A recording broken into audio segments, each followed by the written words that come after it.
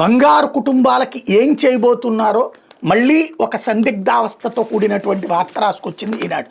రాష్ట్ర వ్యాప్తంగా 2029 నాటికి 13.5 లక్షల నుంచి 15 లక్షల బంగారు కుటుంబాలు పేదరికించి బయటికి తీసుకొచ్చేయాలనేది లక్ష్యంగా పెట్టుకున్నారట.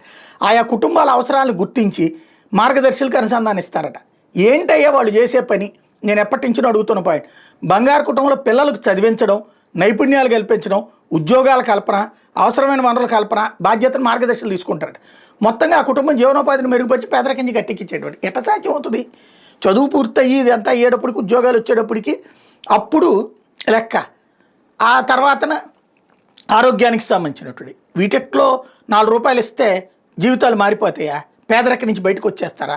లక్షాధికారులు అయిపోతారా? ఎన్ని రోజులు ఇస్తారు? వీళ్ళు కూడా ఎంతనిస్తారు ఆ కుటుంబానికి? సొంత కుటుంబాలకే దిక్కు ఉండట్లేదు ఈ రోజుల్లో. అయితే గీత అంతో ఎంతో ఆర్థిక సాయాలు అందిస్తారు తప్పించి వీళ్ళ జీవితం అంతా మేము పోషిస్తామని ఎవడన్నా ముందుకు వస్తాడా? ఏంటో మనం ఇష్టం వచ్చినట్టే ప్రతి మహిళకి 1500 రూపాయల డబ్బులు ఇవ్వడం మానేసేసి 15 లక్షల కుటుంబాలు ఎక్కడ, కోటి మంది మహిళలు ఎక్కడ?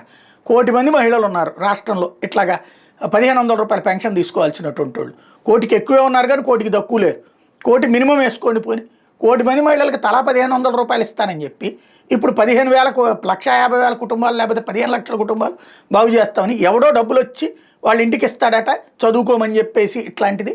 దాంతో వాళ్ళందరూ కూర్చుని చంద్రబాబు గారు భోజనం పెడతారు, బాగానే ఉంది. వీళ్ళందరూ దాతృత్వాలు మామూలుగా చేస్తుంటారు, కానీ నిరంతరం ఎవరు చూస్తారు కుటుంబాన్ని?